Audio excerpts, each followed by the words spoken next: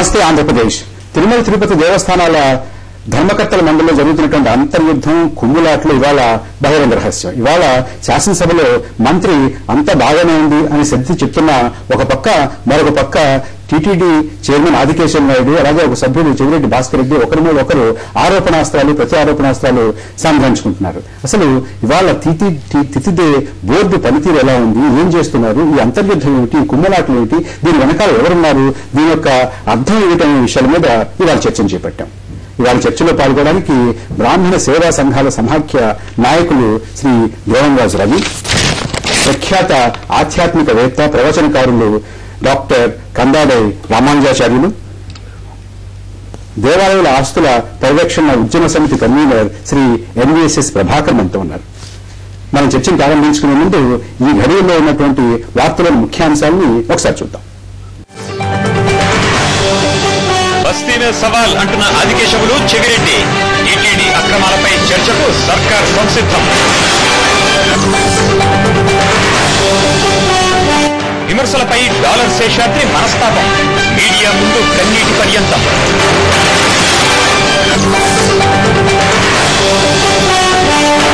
Insurance money కోసమే large హత్యలు. Media సమక్షంలో ఒప్పుకున్న బంధువులు. బలపడుతున్న అల్పపీడనం, ఉత్తర తెలంగాణకు వానగండం. కోస్తా సీమ జిల్లాల్లోనూ భారీ వర్షాలు. ఐపీఎల్లో ఇకపై బాలీవుడ్ వార్. ఫ్రాంచైజీ కొనుగోలుకు సల్మాన్ ఖాన్ రెడీ.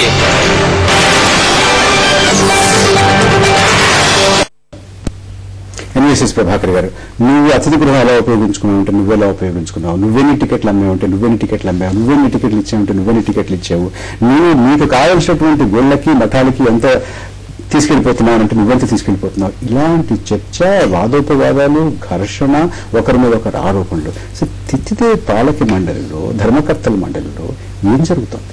అసలు ఈ రచ్చ అంతా చాలా పతాక స్థాయికి చేరుకుంది. ఇంత పెద్ద స్థాయిలో రచ్చ అసలు కలియుగ వైకుంఠమైనటువంటి తిరుపతికి సంబంధించినటువంటి చరిత్రలో ఎప్పుడు జరగలేదు. ఈ మధ్య ఒక 6-7 సంవత్సరాలుగా చూస్తే మధ్యలో కొన్ని రోజులు ఈ 2 కొండలు 7 కొండలని, అన్యమత ప్రచారం అని, తర్వాత టీటీడీ యొక్క నిధులు దారి మళ్లింపని, డాలర్ల కుంభకోణం అని, ఆ తర్వాత వచ్చినటువంటి ఆభరణాలు తాకట్టు పెట్టడం, మరి మిగతా బోర్డు మెంబర్స్ యొక్క రాజకీయ కార్యకలాపాలు, వాళ్ళ యొక్క సిఫార్సులు, ఇవన్నీ కూడా విపరీతంగా రచ్చ అనేది స్టార్ట్ అయింది. లాస్ట్ పాలక మండలి సమావేశం కూడా అర్ధాంతరంగా ఆగిపోయింది. నిన్న కూడా పాలక మండలి సమావేశం కూడా అర్ధాంతరంగా అయిపోయింది. లాస్ట్ టైం సంబంధించినటువంటి విషయంలో ఏమో ముఖ్యమంత్రి గారు ఈ యొక్క సర్వదర్శనానికి విఐపి దర్శనాలు తీసేసి మామూలుగా అవకాశాలు కల్పించాలని చెప్పారు. దాని మీద చైర్మన్ అడ్డుకున్నాడని చెప్పని ఈ యొక్క భాస్కర్ రెడ్డి గారు ప్రస్తావించారు. మరి నిన్నటువంటి మీటింగ్ సంబంధించినటువంటి విషయంలో నువ్వు ధర్మకర్తగా ఉన్నటువంటి దానికి టీటీడీ నిధులు ఎందుకు ఇవ్వాలి అని చెప్పని ఆయన ప్రశ్నిస్తే, మరి నువ్వు చైర్మన్ గా ఉండి నువ్వు రాచమర్యాదలు పారిశ్రామికవేత్తలకు నువ్వు చేస్తున్నావు ఏంటి అని చెప్పని ఈయన ఈరోజు క్వశ్చన్ చేశారు. ఈ రకంగా ఇద్దరు సవాళ్లు ప్రతి సవాళ్లు తిరుమల కొండకు సంబంధించినటువంటి ఈ యొక్క అన్ని వ్యవహారాల్లో కూడా జరుగుతుంది. వీళ్ళు ఇద్దరు ఎలా తయారయ్యారంటే కలియుగ వైకుంఠంలో వీళ్ళు మన జై విజయులుగా తయారయ్యారు. ఆ రకంగా తిరుమల యొక్క పవిత్రతని దెబ్బతీస్తూ అనేక రకాలుగా పరిపాలనా వ్యవహారాల్లో చూడవలసినటువంటి బాధ్యతను విస్మరించి ఈరోజు అన్ని రకాలుగా ఒక రచ్చకి కేంద్రం ఈరోజు ఆదికేశవులు గారును ఈ యొక్క భాస్కర్ రెడ్డి గారు ఇద్దరు కూడా ఆ రకంగా తయారయ్యారు. రవికుమార్ గారు, ఒక పక్క చైర్మన్, మరొక పక్క 5, 6, 7 సభ్యులు వీళ్ళంతా కలిసి కట్టుగా తిరుగుబడదాము, ఆయన చేసేటటువంటి ఆపుదాము అనేటువంటిది. అయితే వారు ఇదివరకు చేసినటువంటి పనులు మంచివి కావు, అవి నేను అడ్డుకున్నాము, ప్రశ్నిస్తున్నాము అనేటువంటి ప్రయత్నం నేను చేస్తుంటే ఇటువంటి రకాలైనటువంటి ఆరోపణలు నా మీద చేస్తున్నారు. నేను కట్టించి ఇచ్చినటువంటి అతిథి గృహాన్ని నేను దేవాలయానికి సమర్పించేశాను, తిరుమల తిరుపతి దేవస్థానం బోర్డుకి ఇచ్చేశాను, దాన్ని మరమ్మతులు చేయించడానికి నా సొంత డబ్బు 30 లక్షలు ఖర్చు పెట్టాను అనే మాట ఏం చెప్తున్నారు? మీకేమనిపిస్తుంది? ఒక భక్తుడిగా, ఒక సామాజిక భక్తుడిగా, ఒక సామాన్య భక్తుడిగా వెళుతూ చాలా చాలా తరచుగా వెళ్తుంటారు. మీరు ఏమనిపిస్తుంది మీకు? ఇది పూర్తిగా రాజకీయ నాయకుల జోక్యంతో పవిత్రతను కాపాడాల్సిన స్థానంలో ఈ రాజకీయ జోక్యం కలగజేసుకుని అపవిత్రం చేస్తున్నారు. ఇది పూర్తిగా రాబోయే రోజుల్లో కూడా ఇప్పుడు కనుక దీనికి హద్దు పొద్దు ఆపకపోతే రాబోయే రోజుల్లో శ్రీవారిని దర్శించుకోవడానికి కూడా భక్తులు రాకుండా చేయాలనే ఒక ఆలోచన, ఒక శక్తులు కొన్ని పనిచేస్తున్నాయనేది రవి గారు మీకు ఏమనిపిస్తుంది? ఇది నిజంగా పాలక మండలిలో జరుగుతున్నటువంటి అవకతవకల గురించి ఒకరు ప్రశ్నించడం, ఒకరు కాదండం అంతేనా? లేకపోతే బయట ఉన్నటువంటి రాజకీయాలు, వాళ్ళు వాడుకున్నటువంటి విభేదాలు, వ్యక్తిగతమైనటువంటి వాళ్ళు వాడుకున్నటువంటి విభేదాలు, వీటి వల్ల ఇవన్నీ కూడా బోర్డులోకి వచ్చేస్తున్నాయా? ఈరోజు ఈ ఇద్దరు పరిణామాలు మనం చూస్తుంటే ప్రతి ఒక్క పాలక మండలి సభ్యుడు ఇందులో అవినీతిపరుడే. ఏ విధంగానంటే ఈయన తోమగుంట దేవాలయానికి 40 లక్షల రూపాయలు 50 లక్షల రూపాయలు ఇచ్చి అక్కడ రోడ్డు వేయించుకోవడము, అక్కడ ఒక పుష్కరిని నిర్మించడము అది చేశారు. అది నేను ఆపుతున్నానని చెప్పి ఈయన ఒక దీప్ గెస్ట్ హౌస్ లో నాకు మరమ్మతుల కోసం దేవుడి యొక్క సొమ్ము వాడుతున్నారని చెప్పి ఈయన.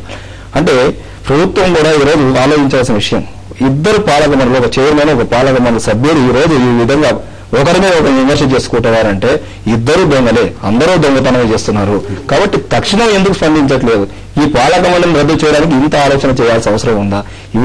మీరు అంత తీవ్రమైనటువంటి చర్యలు సూచిస్తున్నారా? మొత్తం పాలక మండలి రద్దు చేయాలి తప్పకుండా. ఎందుకంటే నువ్వు దొంగ అని ఇద్దరు, ఒక చైర్మన్ ఒక సభ్యుడు మీరు నియమించిన వ్యక్తులే. హిందూ ధర్మం ప్రకారం నియమించలేదు, చట్ట ప్రకారం ప్రభుత్వం నియమించిన ఈ యొక్క పాలక మండలి సభ్యులే ఈ విధంగా ప్రవర్తిస్తుంటే మరి ప్రభుత్వం కూడా తక్షణం వీళ్ళిద్దరే కాదు మొత్తం ఉన్న పాలక మండలిని రద్దు చేసి ఏం జరిగిందనే దాని మీద ఎంక్వైరీ చేయాల్సిన బాధ్యత ఈ ప్రభుత్వం మీద ఉంది. రామానుజాచార్యులు గారు, మీరు ఆధ్యాత్మికవేత్త, ప్రవచనాలు చేస్తున్నారు అంటే హిందూ ధర్మం గురించి ఒక విశ్వసనీయతను కల్పించేటటువంటి ప్రయాస, కృషి మీరు చేస్తున్నారు. ఇటువంటి పరిణామాలు చూస్తుంటే, ఇటువంటి వార్తలు చూస్తుంటే మీకు ఏమనిపిస్తుంది? భక్తులు ఏమనిపిస్తుంది? వాస్తవంగా మనం ఒక విషయం మొదటి నుంచి మన పురాణాల్లో, ధర్మశాస్త్రాల్లో ఆలయానికి నిర్వహించడానికి యజమానులు ఉండాలి, అర్చన చేయడానికి అర్చకులు ఉండాలి. ఈ ఇద్దరిలో సఖ్యత ఉండాలి, సహకారం ఉండాలి. ఆ రోజుల్లో గ్రామాల్లో ఉండేది ఆలయాలు, గ్రామాల్లో ఉన్నటువంటి పెద్దలు కలిసి ఆ అధికారులను, అర్చకులను, వారి యొక్క గుణాలు, స్వభావాలు పరిశీలించి వారిని ఏర్పాటు చేసేవారు. ఒక్కసారి ఆలయానికి యజమానిగా కానీ, నిర్వాహకుడిగా కానీ, అర్చకుడిగా కానీ ఏర్పాటైన తరువాత వ్యక్తిగత విషయాలను ఆలయ నిర్వహణలోకి రానివ్వకూడదు. ఈనాడు ఇంచుమించు ఏ దేవాలయాల్లో ఈ నియమాన్ని పాటించడం లేదు. ఆలయం మన చేతికి వచ్చినది అంటే నేను అనుకున్నవన్నీ ఆలయాల్లో చేస్తాను, తాననుకున్నవి చేయకూడదు. ఆలయంలో ఏం చేయాలో వాటిని చేయాలి. ఆగమశాస్త్రం ప్రకారం భక్తులకు భగవంతుడి అనుసంధానం ఈనాటి కాలంలో మరి నిర్వాహకులే చేయాలి, వేరేవాడు చేయలేరు. కాబట్టి నిర్వాహకులు ఆలయాన్ని నిర్వహిస్తున్నప్పుడు ఆగమశాస్త్రానికి భంగం కలగకుండా, భక్తులకు ఇబ్బంది అంటే మనస్సు నవ్వకుండా. ఒకప్పుడు ఒక చర్చ జరిగింది, అప్పుడు ఇదే మాట చెప్పాం, ఆగమశాస్త్రాన్ని ఆదరించండి, భంగం చేయకండి. భక్తుల సౌకర్యం పేరుతో తెలుసు అనుకుంటాను కొన్నిసార్లు ఆగమశాస్త్రాన్ని పక్కదారి పట్టించారు. అప్పుడు అడిగాం, ఇలా చేయకూడదండి అని అడిగాం. ఇప్పుడు చూస్తున్నటువంటి, ఇప్పుడు మీకు కనిపిస్తున్నటువంటి దృశ్యం మీకేమనిపిస్తుంది? ఇది క్లేశాన్ని కలిగిస్తుంది. శాస్త్రం ప్రకారం అయితే మనస్సు క్షోభపడుతుంది. ఇదంతా కలియుగ ప్రభావం కాబట్టి జరుగుతుందని మనం ఎంత సరిపుచ్చుకున్నా, ఏడుకొండల స్వామి యొక్క ప్రభావాన్ని ఇంతకాలం చూస్తున్న మాలాంటి వారికి ఇవన్నీ తాత్కాలికాలు, ఇవేమీ నిలవవు. నిజంగా స్వార్థపరులై ఉంటే అలాంటి వారిని స్వామే పంపిస్తాడు. వారి లాభం కోసం దేవాలయ నిర్వహణకు కానీ, దేవాలయంలో భక్తుల సౌకర్యానికి కానీ ఇబ్బంది కలిగిస్తే అలాంటి వారిని స్వామి ఉంచాడు. రామానుజాచార్యులు గారు, ఇప్పుడు గతంలో తిరుమల తిరుపతి దేవస్థానంలో ఎగ్జిక్యూటివ్ ఆఫీసర్ గా పనిచేసి అనేక సంస్కరణలకి శ్రీకారం చుట్టి తర్వాత జరిగినటువంటి కొన్ని కమిటీలకు నాయకత్వం వహించినటువంటి పివిఆర్కే ప్రసాద్ గారు కాసేపు క్రితం మనతో మాట్లాడారు. అది రికార్డ్ చేసి అది మనం ఒకసారి విందాం. జనానికి నేను చెప్పదలుచుకుంది ఏంటంటే, దేవస్థానంలో ఉన్న నగలన్నీ సేఫ్, అన్ని ఇంపార్టెంట్ నగలన్నీ ట్రెజరీలో ఉన్నాయి, సిస్టమ్స్ అన్నీ ఉన్నాయి. ఇది హ్యూమన్ ఫెయిల్యూర్. ఒకరికి కొన్ని నగలు మనం ఏర్పాటు చేసి వాళ్ళకి హ్యాండ్ ఓవర్ చేసినప్పుడు వాడు ఆ నగలు మిస్యూజ్ చేసినప్పుడు వాడు పడిపడింది. నేను అందుకనే అది చెప్తుంటాను, ఇది కూడా దేవస్థానంలో మొదటిసారి జరిగింది కాదు. 3-4 శతాబ్దాల క్రితం రాయల కాలంలో కూడా ఇటువంటి జరిగిందని మనకి హిస్టరీ చెబుతుంది. అప్పుడు ఇటువంటి అర్చకులే ఇక్కడ దేవస్థానంలో కొండ మీద నగలు, దేవస్థానంలో నగలు పిల్లలకి వాళ్ళకి వీళ్ళకి వేసి తిరుగుతున్నారని రాజుగారికి తెలిస్తే ఆయన వచ్చి ఆ ఉన్న అర్చకులందరినీ శిరఛేదనం చేయించేసి వాళ్ళ ఇంట్లో ఉన్న కుర్రాడు 12 ఏళ్ళు వచ్చే వరకు వ్యాసరాయల్ని ఇక్కడ అర్చకుడుగా పెట్టి ఆ 12 ఏళ్ళు అయిన తర్వాత మళ్ళీ వాళ్ళ సాంప్రదాయానికి వాళ్ళ మిరాసికి ఇచ్చిన కథ అందరికీ తెలిసిన కథ. అందుకని ఎక్కడైతే ఇండివిజువల్ మిస్టేక్ కనుక జరిగిందో ఆ ఇండివిజువల్ మిస్టేక్ రెక్టిఫై చేయాల్సిన బాధ్యత, వాళ్ళని పనిష్ చేయాల్సిన బాధ్యత ఉంది. ఎక్కడైనా సిస్టమ్ ఫెయిల్యూర్ కనుక ఉంటే ఆ సిస్టమ్ ఫెయిల్యూర్ మనం ఇంప్రూవ్ చేయాలి. ఇప్పుడు మనం చూసిన దాన్ని బట్టి నాకు అర్థమయ్యేది ఇది హ్యూమన్ ఫెయిల్యూర్ కానీ ఇది సిస్టమ్ ఫెయిల్యూర్ కాదు. అందుకని భక్తులందరికీ మనం చెప్పేది ఎందుకంటే ఒకసారి అసెంబ్లీ లెవెల్ దాకా పోయి అక్కడ దాకా పోయి ఏదో కోర్టు దాకా పోయి డిస్కషన్స్ అంతా అయితే జనానికి మనకి భక్తులకి నమ్మకం ఉన్న భక్తులకి అయ్యో ఈ నగరాన్ని ఏమైపోతున్నాయో, ఇస్తున్నవన్నీ ఏమవుతున్నాయి, అసలు కిరీటాలు ఉన్నాయా లేదా, అటువంటి అపోహలు అటువంటి భయాందోళనలు ఉండడానికి అవకాశమే లేదు. Systems are very strong. We are the best temple, we are proud of this temple and all that. Individuals అర్చకులు కావచ్చు, ట్రస్ట్ బోర్డు మెంబర్లు కావచ్చు, అడ్వైజర్లు కావచ్చు, పనిచేసే అధికారులు కావచ్చు, అందరూ సమాజంలో ఉన్న మనలోంచే వస్తారు. మన సమాజంలో నీతి విలువలు తగ్గినప్పుడు అటువంటి వాళ్ళు ఇక్కడ కూడా వస్తారు. అటువంటి వాళ్ళు ఉన్నప్పుడు వాటిని మనం చట్టపరంగా వాటిని మనం ట్యాకిల్ చేసుకోవాల్సిన అవసరం ఉంది.